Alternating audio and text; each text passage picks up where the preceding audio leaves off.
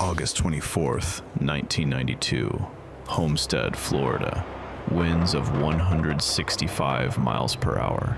The peaks even hit 177, and then the instruments failed. A painful experience. This sand is hitting us so hard that it feels like BB's hitting your skin.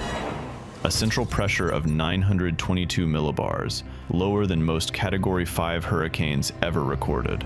125,000 homes destroyed. 250,000 people left with nowhere to go. There's nowhere to go. Took off roofs, blew out windows, overturned trees. It looks like a war zone. $26.5 billion in damage, the costliest natural disaster in American history at the time. And 4 days later, not a single federal relief team had arrived. But what makes this storm different is that it wasn't supposed to happen at all. This is the story of the storm that shouldn't exist. To understand what happened on August 24th, 1992, you have to go back to what South Florida believed about hurricanes. The last major hurricane to make a direct hit on the Miami area had been in 1965. For nearly 3 decades, South Florida had existed in a kind of meteorological grace period, watching storms form, watching them track toward the coast, watching them turn away or weaken before they could do serious damage. A generation of residents had grown up with hurricanes as a theoretical threat, something that happened to other places. Something the weather maps showed moving toward you and then curving harmlessly out to sea. There was something else. The 1992 Atlantic hurricane season had been forecast as below normal. Only 7 named storms were predicted for the entire year. Andrew was the first named storm of the season, and for most of its life, it looked like it would be nothing. A weak, disorganized disturbance drifting across the Atlantic, the kind of system that forecasters monitor with mild interest and little concern. That was about to change in a way that nobody was prepared for. A tropical wave emerges from the west coast of Africa on August 14th, 1992. It becomes a tropical depression 2 days later and is named Tropical Storm Andrew on August 17th.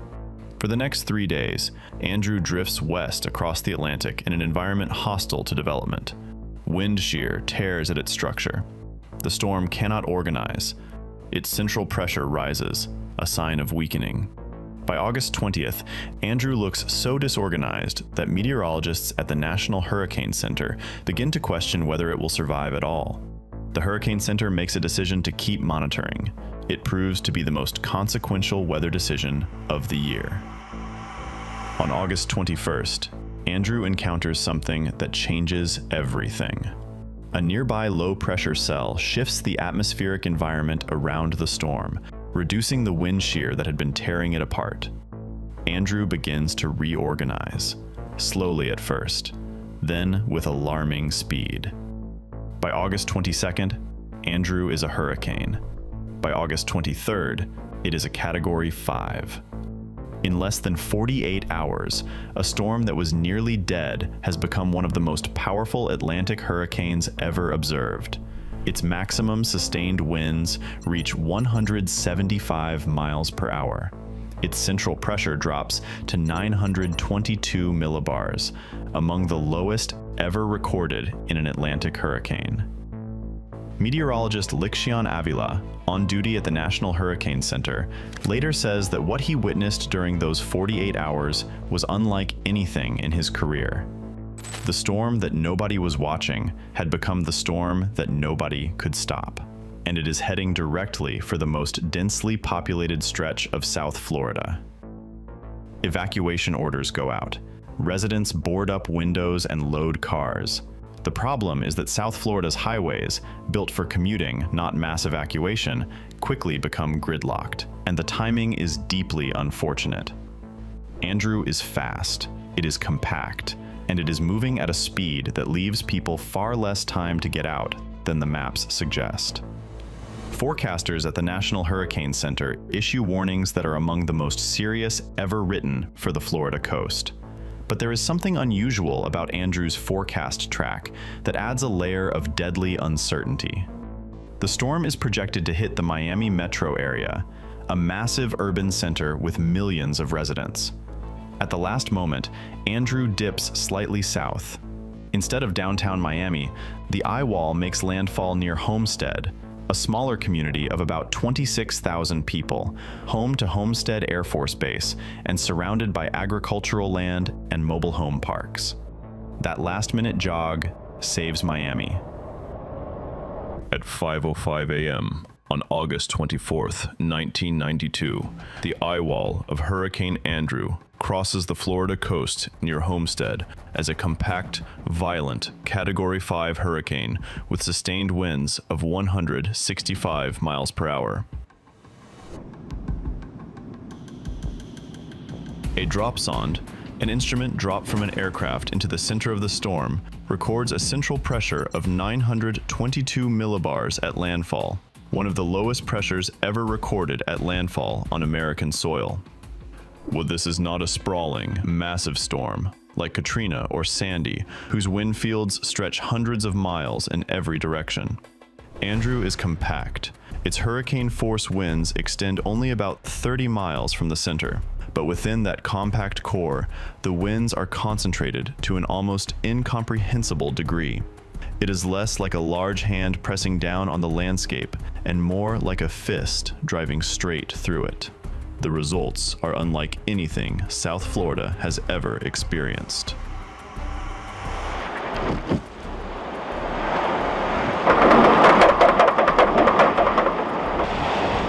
And here are the effects of Andrew as he begins to arrive here on Miami Beach.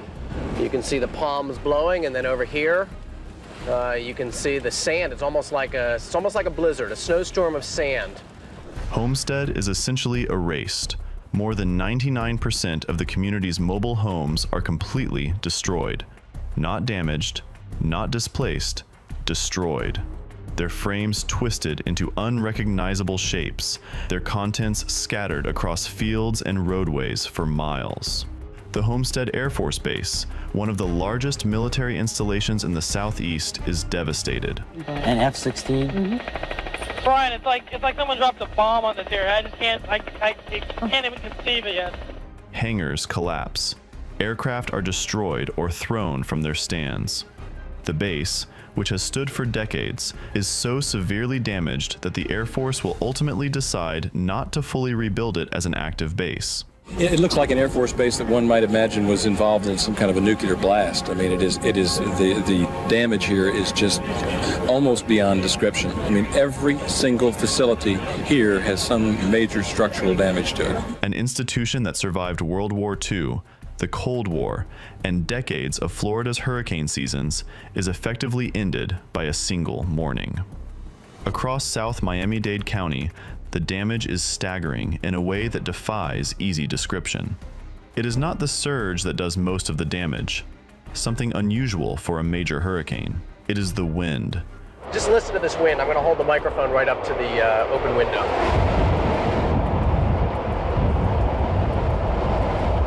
Pure, concentrated, mechanical wind that strips roofs, collapses walls, lifts vehicles, debarks trees, and reduces well-built structures to bare slabs. Rows of concrete power poles, each weighing thousands of pounds, fall in sequence like dominoes. A boat is deposited in the middle of a residential street. One survivor opens his kitchen cabinets after the storm and finds fish inside. More than 125,000 homes are destroyed or severely damaged. More than 82,000 businesses are affected. 31 public schools are damaged or destroyed. 3,300 miles of power lines are brought down. 250,000 people lose their homes. The damage reaches an estimated $26.5 billion, making Andrew, at the time, the costliest natural disaster in American history. The human experience of Hurricane Andrew is one of absolute darkness and absolute noise. A lot of the roofing around the particular structure we're in getting peeled off. We've heard some more glass shattering. Again, we haven't been with power for a couple of hours now, and the winds have just dramatically come up. And then, when the eye passes, a silence so complete that survivors describe it as the most terrifying moment of the entire storm. Real difficult to explain. You've got to go through it to realize what it is. Jorge Zamanillo, who would later become director of the History Miami Museum, drives south toward Homestead the morning after the storm to check on family. He describes a landscape without reference points. No street signs, no traffic lights, no landmarks. The farther south he drives, the worse it becomes. By the time he reaches the hardest hit areas, he says, there is destruction everywhere he looks, as far as he can see, in every direction. An unnamed woman sheltering in her home during the storm is recorded saying, "I started to scream, 'God, please, don't kill me. God, don't kill me, please.'" One man, surveying his street afterward, tells a reporter, "There's nothing. There's nothing left. There's no more Homestead." One of the most haunting details to emerge from the aftermath is the silence. Before Andrew, Homestead was shaded by massive ancient tropical trees, live oaks, mahogany, gumbo limbo, the kind of trees that take decades to grow and define the character of a neighborhood. Andrew stripped them bare. The morning after the storm, survivors describe stepping outside to no bird song, no insect noise, no rustling leaves, just the flap of loose debris and the smell of raw pine from splintered wood. The sound of a landscape that had been made completely empty. Then, the waiting began. The storm clears South Florida by mid-morning on August 25th. Within hours, aerial surveys reveal the scale of what has happened. What they show is beyond anything the emergency management system is prepared for. Entire communities have been erased. Tens of thousands of people are living in rubble in August heat with no water, no food, no power, and no communication. The roads are impassable. The infrastructure is gone. The federal response is slow, deeply, critically, unacceptably slow. 4 days pass. Food, water, does not arrive. FEMA, the Federal Emergency Management Agency, struggles to coordinate a response to a disaster whose scale has overwhelmed every existing emergency plan. Survivors describe conditions that feel less like a natural disaster in the United States and more like a war zone in a developing country. It looks like a war zone. So when you hear people talk about this being like a war zone, it truly does look like a war zone in more ways than one. It's not just the physical destruction, it's what the people here are going through as well. These people are totally shell-shocked. People are fighting over ice.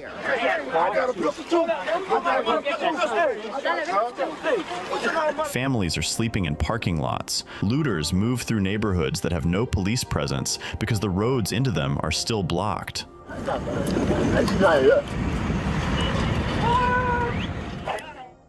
On August 27th, 3 days after landfall, Kate Hale, the director of emergency management for Dade County, stands in front of television cameras and says what everyone in South Florida is thinking. I am a local emergency manager who is trying to get resources into a devastated community. All I know are a lot of people are saying, why aren't we doing more? We're doing everything we can. Where in the hell is the cavalry on this one? The clip airs nationally. It becomes the defining statement of the Andrew disaster.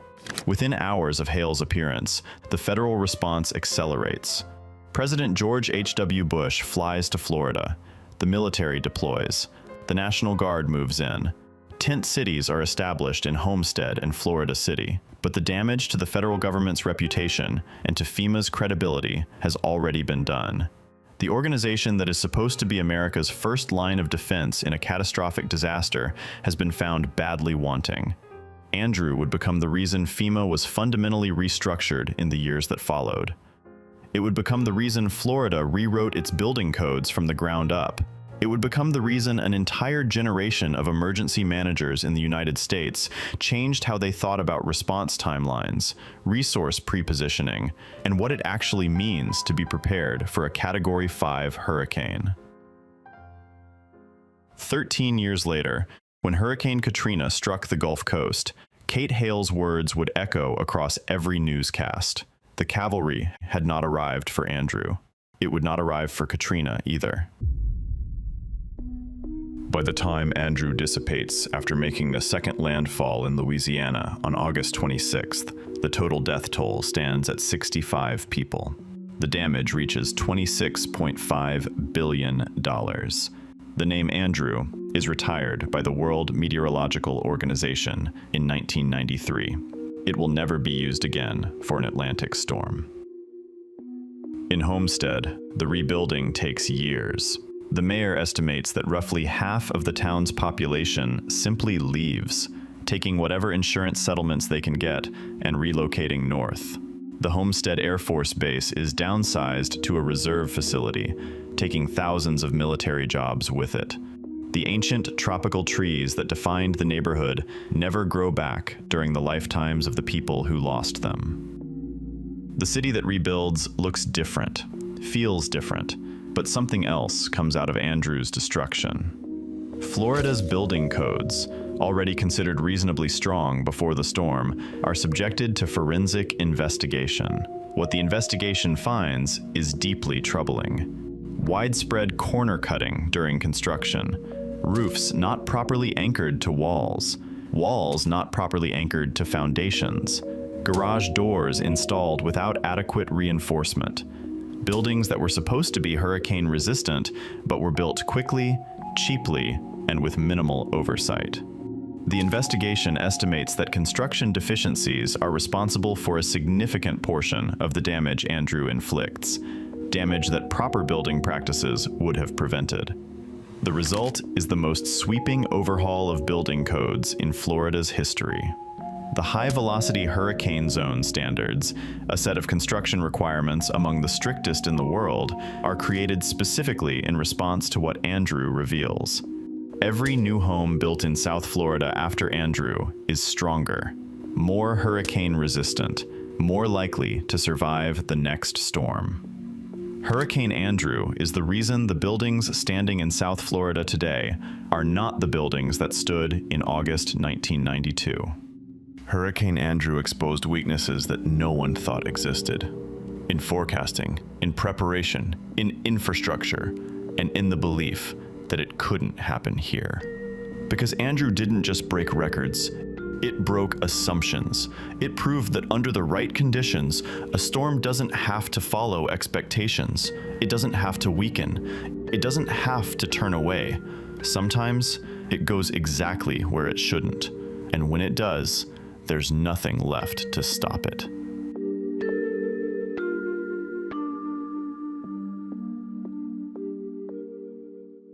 If you made it this far, thank you for watching. I make these videos because stories like this shouldn't be forgotten. Not just the storm, but the people who lived through it. So if you want to see more of this, you can support the channel by subscribing. It really does make a difference.